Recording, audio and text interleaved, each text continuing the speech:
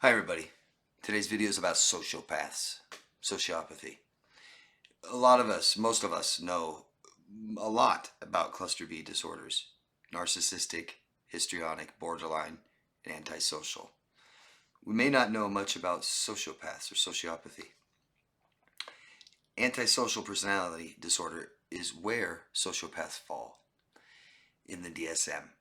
They don't have a specific disorder for sociopaths. But all sociopaths meet the criteria for antisocial personality disorder. Not all people that meet the criteria for antisocial are sociopaths. Some are psychopaths and others. But this is also where psychopaths fall. I'm going to show the difference.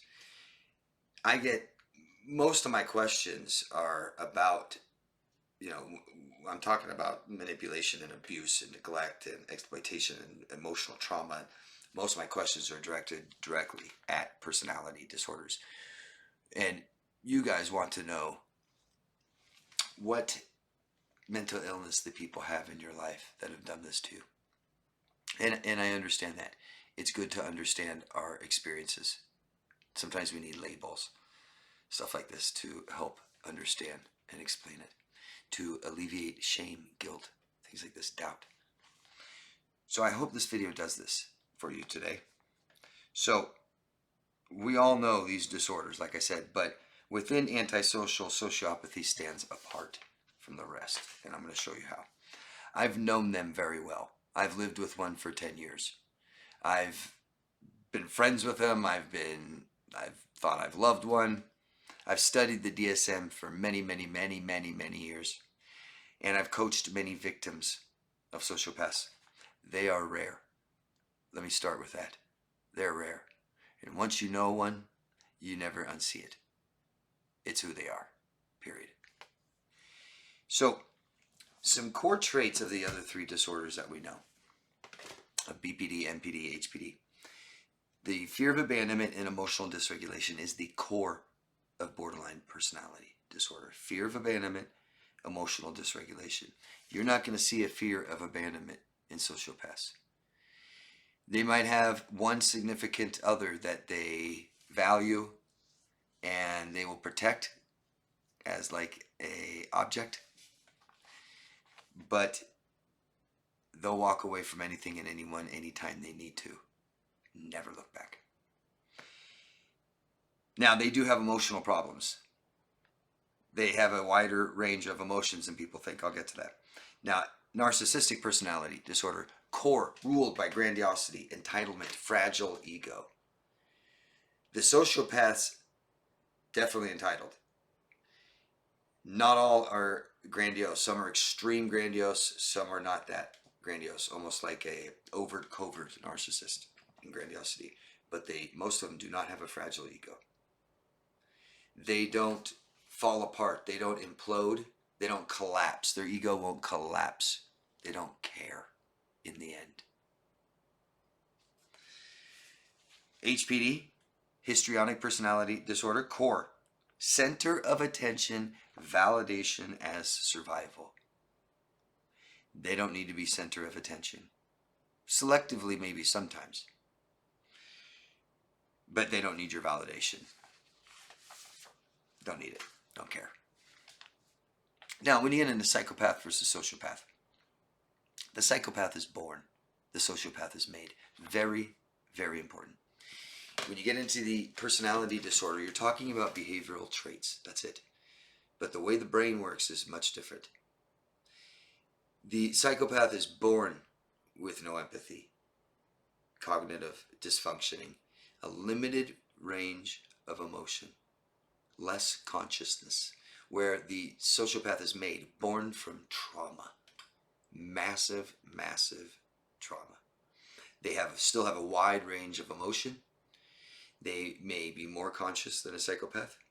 They will typically be very more impulsive. This is why there's more sociopaths in prison and jail than psychopaths. Much more. Maybe more overlapping traits. So a sociopath is way more likely to have traits of histrionic, narcissistic, and borderline, where a psychopath is way less. Really stands apart. Exploitation. When you get into the cluster B personality disorders, they are exploitative. Except the ones that say they aren't. Except the ones that are down below in my comment section right here saying, David, I don't exploit people, but I'm diagnosed. They're exploitative. All four. But when you're getting into antisocial versus NPD, BPD, HPD, for the sociopath, it's a way of life. Where the others do it for other reasons, like insecurity. Everything in everyone is usable to the sociopath. Where the narcissistic, borderline, and histrionic typically exploits the person or people closest to them or has a target. The antisocial or sociopath solves problems with violence. Not this. Violence. The NPD, BPD, HPD may be reluctant or not at all violent. There's more to life than just exploiting people. The sociopath, there's nothing else to life than exploiting people. I've seen sociopaths literally say, I do everything I can to stay away from people because all I'll do is exploit them. And I don't want to anymore. But there's nothing else. No connection. These others, you may have a little bit more to life than exploiting people. Definitely. Goals. Things like this. Sociopath, never planning. Right here, right now. All that matters. They might, NPD, narcissist, borderline, histrionic, might have some small connections with you. Might sit in the moment with you for things. Sociopath, doesn't care. There's no point. There's no point. When you get into empathy, compassion, and remorse, you'll see it more in narcissists, borderlines, histrionics. None. In sociopaths, none.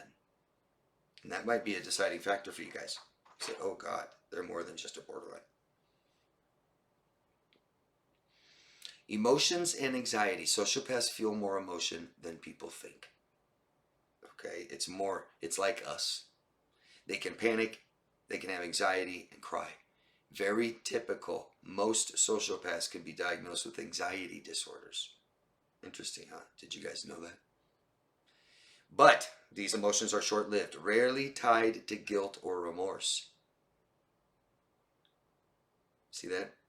Narcissists, borderlines, histrionics could be, can kill themselves with guilt and remorse. And it may not even be exactly the reasons we feel it. But sociopaths, none. Don't care. They can walk away from trauma like nothing. Walk away from you, never give you another thought. They can be bullied, picked on. You could ruin their ego, humiliate them. They'll be okay. They're less affected by trauma, more of a flat reaction. Everything is exploitation, just to do it, is what I've heard the sociopath say. I've also heard one say,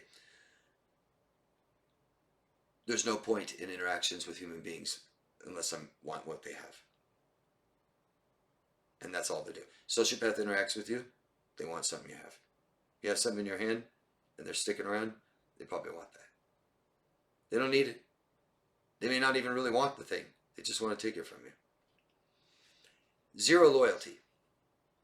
Some sociopaths, many, will argue this. They'll say, I value loyalty, but they really value your loyalty. They might have a favorite person or two that they call friends, that they might be loyal to for a while, but in the end, don't take it to the bank. Impulsive, extremely impulsive. From drugs, risk-taking behaviors, crime. That's why there's way more in prison and in jails than psychopaths. No moral compass. They just fake it if they have to, and only if they have to. They aren't so worried about their image. The narcissist will attack everybody else and say they're morally impure to make themselves look morally pure. Sociopath doesn't care so much. Lacks ethics, laws, don't care about laws, rules. They don't even register as real barriers. Don't have to stop. They may not even have self-preservation. If you make them angry enough, they might take you out and they might go down with you. cares? Why they can be so confusing. One, overlap. When you get into personality disorders, any of the 10, they have so much overlapping traits. And they can even go into other clusters. I've literally seen people who have many traits of all 10. Just like, and so it's confusing. Looks like borderlines. Sociopaths can very much look like borderlines, especially female sociopaths. Entitlement like a narcissist. Oh, they look like borderline because of their emotions. They might freak out, panic and anxiety and worry. It might look like fear of abandonment. They are entitled like a narcissist, even more so, profoundly entitled. Dramatic and sexual, hypersexual like a histrionic. But exploitation is the key. Exploitation. If you can't figure out why they're exploiting you, or if they're even exploiting you, doesn't seem like probably not a sociopath. They don't do it to soothe fear, not to protect their fragile ego, not for validation, just to use, just to take, just to survive. Share your examples, can you please, of what you know of sociopaths? I think the biggest thing that I could tell you about sociopaths that I've learned over the years is they had a influence, typically a caretaker, that traumatized them. They grew up in massive trauma, and I mean massive, and they can be massive on the end of the scale of avoidant attachment style. But they had a caretaker or someone influence them to be antisocial, to go against the grain of society, to break laws, not care about authority, rules, to hurt, use, abuse, manipulate other people. They might have been taught that love is pain, stuff like this. That's the biggest thing I've noticed. What do you guys know? What are some differences? There's many more. What can you guys say? And share your examples and ask questions, most importantly, please. Thanks for sharing. Thanks for asking questions. Thanks for liking the video. Thanks for subscribing. Love yourself first, guys. Bye-bye.